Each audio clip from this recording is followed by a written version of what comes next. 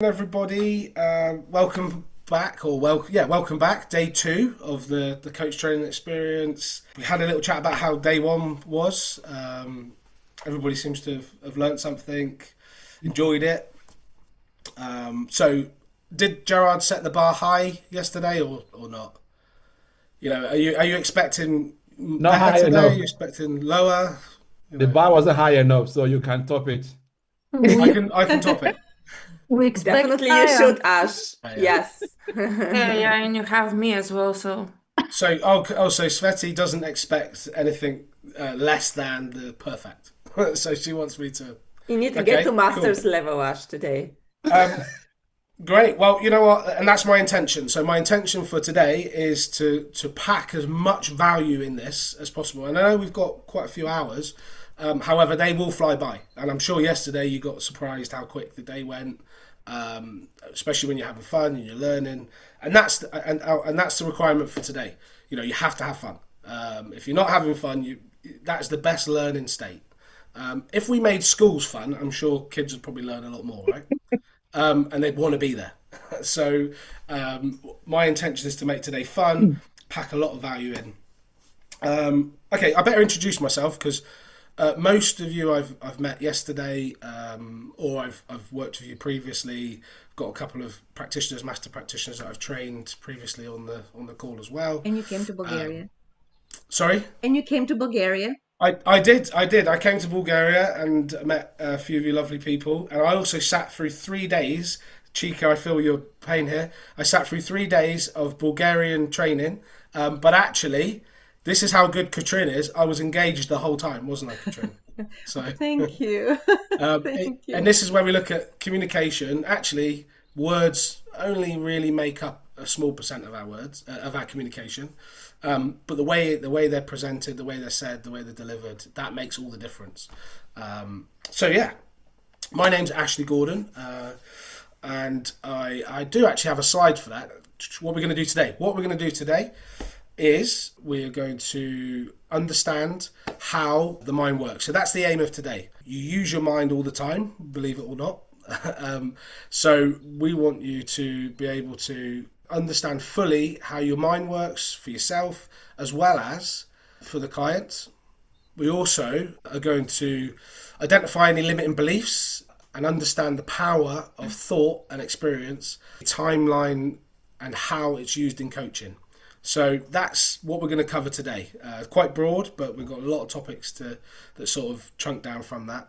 Some of these things will be for you to use with other people. I'm not training you. I do train people in the practitioner, master practitioner level of NLP, timeline therapy, hypnotherapy, NLP coaching. But that's not purpose of today. This is the purpose of today, to give you an introduction, to give you understand how the mind works, identify the limiting beliefs, understand the power of thought, and experience a timeline. And actually what we're going to do is we're going to take a goal, something that probably you was working on yesterday, and we're going to look more at the outcomes of what that goal will give you and get for you.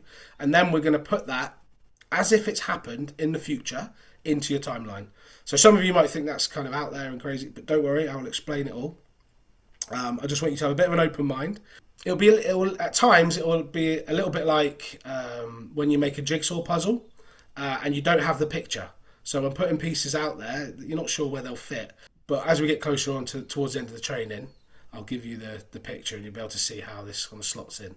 Not everything is going to be for you to go away and work with other people. Some of it's for you, some of it's for your development, some of it's for letting go of your maybe limitations, things like that. Other things, great. If I'll say to you, this is what you can use.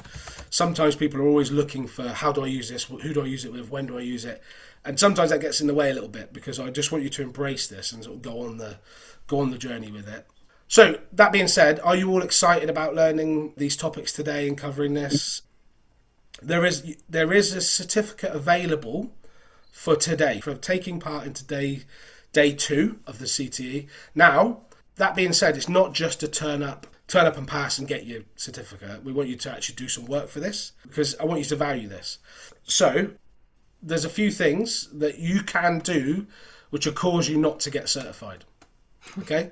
Has anyone ever been told off before? Give me a thumbs up if you've ever been told off. Yeah.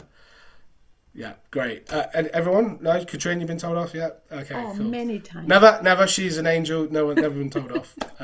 Told off is somebody. You maybe somebody had a go at you and said, "Look, you've done something wrong." I've been told off by somebody quite influential, but I'll tell you about all that in a minute. But anyway, so I don't want you to get told off today. Okay, I don't want you to get in trouble. So there's a few rules to follow. Would you like to know, what not to do? Don't finish the test. Okay, people go, "Oh, there's a test." There is a test. Okay, so if you don't finish the test, you won't get your certificate. Show up late after the breaks. Okay, so yeah, this is a very, very tight packed training. So we have some breaks, we have lunch because you've got to eat.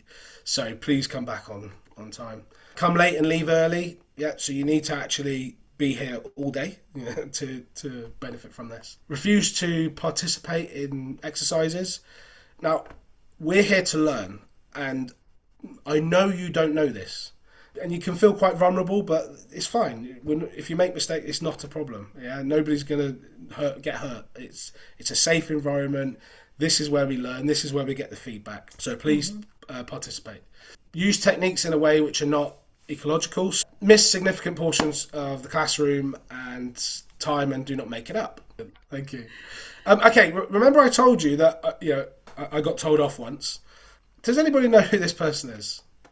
That's the Queen? That is now the Queen of England. But at the time, she wasn't. She was a princess. So, obviously married to King Charles. This actually, and the reason why I'm sharing this, this was a time in my life where I'd been on a massive journey already.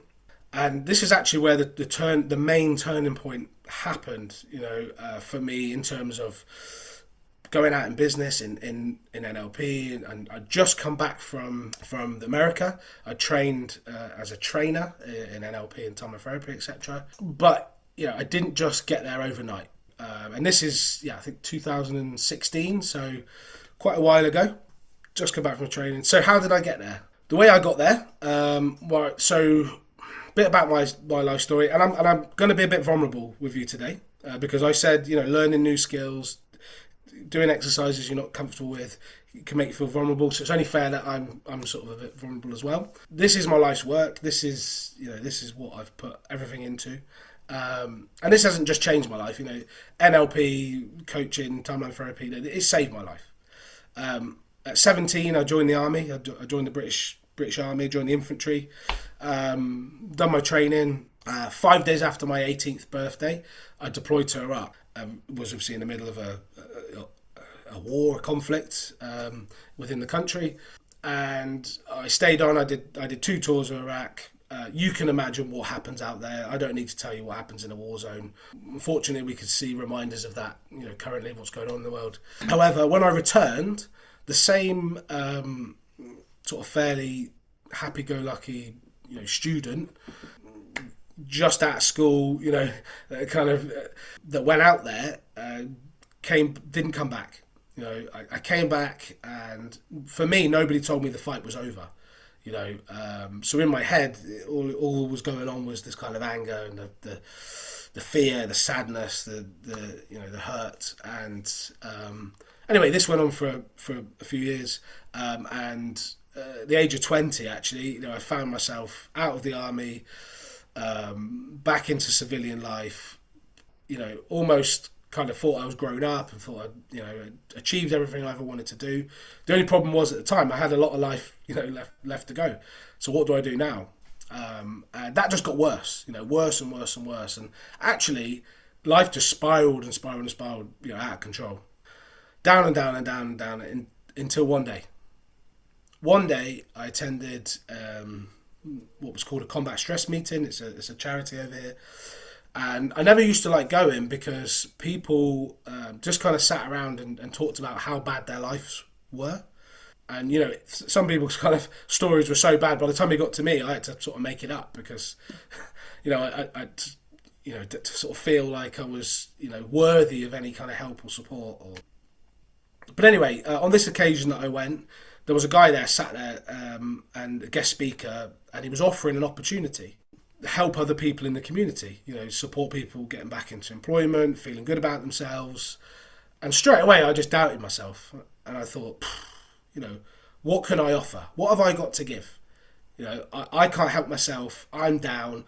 I can't work. I'm out. You know, I'm rubbish. You know, I'm rubbish. I'm ill. Anyway, but this guy shared a saying. He said, "Through helping other people, you can help yourself," and that resonated with me, and it might resonate with you because you're in that line of work now. But anyway, I still doubted myself, and I thought, well, I'm not good enough. I'm not confident enough. I've got problems. How can I help anybody else if I've got problems? But anyway, he said that phrase again. Through helping other people, you can help yourself. And that must have really sort of struck a chord with me. And I don't know, you know, all these years later, if that was a bit of sort of divine intervention or something, or the universe aligning, or it was a bit of bribery because the guy offered us a pint and some food to come to the next meeting and learn a bit more about the opportunity. But I did go to that opportunity. I took it, and my life changed forever. You know, that set actually. By going out into the community, helping other people, helped to raise my self-esteem, helped to make me feel like I had something left to give. That actually then inspired me on to get some help, get some support. So I went through counselling and therapies and all this sort of stuff. Now, everything helped in its own little way, but for me, the emotion and the behaviours didn't change. I was still carrying, you know, people talk about, you know, negative baggage, you know, emotional baggage. I felt like at times, you know, maybe I had like a cargo ship that I was carrying around. And I got invited to another opportunity. It was just a weekend workshop called the Warrior Program. I don't think it runs anymore. And I went along and sort of walked into the room, and it was just for veterans. There was about 50 veterans there, and they must have had good rapport because they started talking about your unconscious mind and imagining things in your head, and, you know, going back and letting emotions go and changing behaviors, and how your internal dialogue controls your actions. Anyway, I sat there. The food was quite good. The company was good. You know, kind of liked it, being away from home. So I stayed, and I thought, you know what, I'm just going to humour you. I'll just, you know, I'll just do whatever you say. I'll pretend, you know, I'll pretend to do what you asked me to do in my head. Went through the weekend, nothing really sort of, I didn't feel massively different afterwards. But a few weeks later, I was back home, and I think I was probably out with some friends, and for me, anger was a big thing. You know, I was always angry. You know, if you looked at me funny, then we had a problem, right? And on this occasion, somebody must have said something to me, and I remember the people around me all took a step back. Who knew me took a step back because they thought the old Ash was going to do what the old Ash always does. And I even thought I should be doing this. But the difference was the charge, that emotional rush of anger and fear or whatever, you know, wasn't there. It was missing. And that was for me a light bulb moment that went, wow, maybe I'm onto something now. And through that, that set me off on a journey of discovery. You know, the actual weekend that I was on, after the fact, I realised was an NLP, neuro-linguistic programming weekend, timeline therapy, hypnotherapy, NLP coaching. It was a program that had been set up to help veterans. So I just went on this journey to learn more and more and more. And again, my life just changed, you know, unrecognisably from the past, you know. And I actually ended up becoming a practitioner. Once I'd done my practitioner, I was like, okay, this is it. I want to do master practitioner. Once I'd done master practitioner, I was sold. You know, I want to be a trainer. I want to help more people in the world and pass this on. So that being said, that actually brought me to this point where I've become a trainer, come back from America. Got invited to an event as part of my being a veteran, and I'd been through worked for some charities, and yeah, the future Queen of England came up to me, and we started chatting, and she actually told me off because she's the patron of another regiment, and I kind of told her what I thought of that regiment and how how my regiment was a lot better. And then we got papped, we got snapped, where she started telling me off. Just giving you a bit of a backstory about myself. Nice fun fact to share with you. Yeah, so that being said, this is why I do it.